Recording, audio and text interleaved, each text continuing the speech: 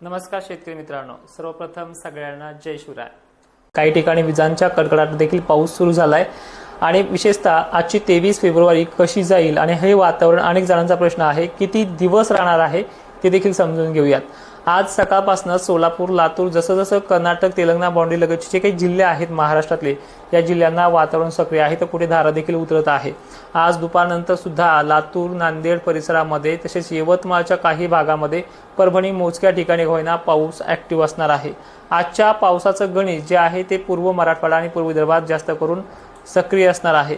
मित्रांनो, नाशिक क्षेत्र, अहिल्यानगर, जसं की जळगाव वगैरे भागामध्ये उष्णता आणि उष्णतेची लेवल, त्याचबरोबर वारे शांत असते, तर यांनी सुद्धा झाकून वगैरे ठेवायचं आहे। आजची 23 तारीख प्रामुख्यानं हा मराठवाडा जास्त करून सक्रिय ठेवणार आहे। मराठवाड्यातल्या नांदेड, लातूर परिसरामध्ये, त्याचबरोबर आणखीन काही भाग आहे जो सोलापूरमध्ये धाराशिवचा पट्टा देखील मोडतो आहे, इथे देखील स्थानिक वातावरणाचा पाऊस होणार आहे। कर्नाटक, बिदर परिसरात, निजामाबाद परिसर, जे काही तेलंगणाचे भाग आहेत, अशा भागांना देखील आज वादळी पावसाची शक्यता आहे। आणि एक्झॅक्टली पॉईंट म्हणजे नांदेड, यवतमाळ, माहूर सारखा परिसर आणि हिंगोलीचं प्रामुख्याने सांगायचं म्हटलं तर वारे जास्त असतील तर हा टिकणार नाही, पण वाऱ्यामुळे तिकडे आभाळ वगैरे येणं, हे गोष्टी घडू शकतात। तर आता पुढची पाऊल असं आहे की आजचा पाऊस वाशिम या भागामध्ये काही ठिकाणी राहू शकतो। वाशिमच्या दक्षिण पूर्व भागांचा समावेश याच्यामध्ये आहे।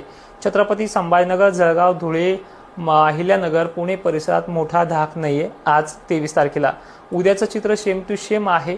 वातावरण अहिल्यानगर, छत्रपती संभाजीनगर, मालेगाव, नाशिक, कोल्हापूर या भागांमध्ये सक्रिय राहील, पण दिवसभर वारे मराठवाड्याकडनं, विदर्भाकडनं, पूर्वेकडनं पश्चिमेकडे वाहत आहेत, त्यामुळे बाष्प तिकडे डायव्हर्ट होईल।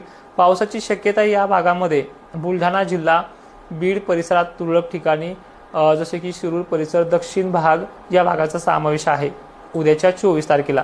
आणि विशेषतः ही माहिती तुम्ही इतरही शेतकऱ्यांपर्यंत पोहोचण्याचं काम करा। 2 वर्षापासून या चॅनलवरती काम करतोय, तर ह्या चॅनलचे 100K सबस्क्रायबर पूर्ण करण्याचे मी आज वैयक्तिक तुम्हाला बोलतो आहे, ते आपल्याला करायचे आहेत। जो आपण बुलढाणा जिल्ह्याला, चिखली, देऊळगाव जिल्हा जो काही अंदाज दिला होता 23 आणि 24च्या दरम्यानमध्ये, म्हणजे आजची 23 आणि उद्याची 24 या भागात वातावरण सक्रिय होण्याचं आहे। चिखली, खामगाव, मेहकरचा भाग त्याच्यामध्ये समाविष्ट आहे, पण मेहकर उत्तर पश्चिम भागाचा समावेश दिसतो आहे। तर मेहकर आणि सिंदखेडराजा, देऊळगाव यांचे हे उत्तरेकडील भाग। एक्झॅक्टली सरळ सांगायचं म्हटलं तर चिखली, बुलढाणा आणि खामगाव इथे हा रडार सिस्टम बनणार आहे आणि इथे व्याप्तीचा विषय 10-5 गावामध्ये वादळी पाऊस होण्याचा अंदाज आहे। कदाचित उष्णता जर उद्या 24 तारखेला जास्त राहिली, वातावरण गरमीचं जास्त राहिलं, तर ही घटना अवकाळी वातावरण किंवा मेघगर्जना देखील होण्याच्या अंदाजामध्ये येऊ शकते। सध्या फक्त यांना न घाबरवता वातावरण हे फक्त अवकाळी वातावरण इथे बनणार आहे, एवढंच उद्या सांगेन। उंदरीचा समावेश देखील आहे। पेठ, चिखली, वाडी, बुलढाणा, धाळ हे भाग आहे। हा पाऊस भोकरदनकडे देखील सरकू शकतो, जाफराबाद आणि भोकरदनकडे, पण तिकडे जाईपर्यंत त्याचा धोका कमी होऊ शकतो। आता उदाहरणार्थ 25 तारीख देखील पाहूयात। 25 तारखेला हे वातावरण, दिनांक 25चं वातावरण दुपारनंतर हा व्यास जो आहे, हा वातावरणाचा जो रडार आहे, तो नांदेड पट्टा, लातूर पट्टा, परभणी पट्ट्या मागे सक्रिय होत लातूर दक्षिण भाग, लातूर पश्चिम भाग, लातूर पूर्व भाग याचा समावेश आहे। उत्तर भागाकडे जोर याचा म्हणावा असा दिसत नाहीये। म्हणजे आता याच्यात सारांश असा आहे की पश्चिम महाराष्ट्र, खानदेश ह्यावेळी पाहिजे तितका धाक इथे नाहीये आणि मॉडेलनुसार हे चित्र तिथं बरं आहे, त्यामुळे त्यांना दिलासा मिळतोय।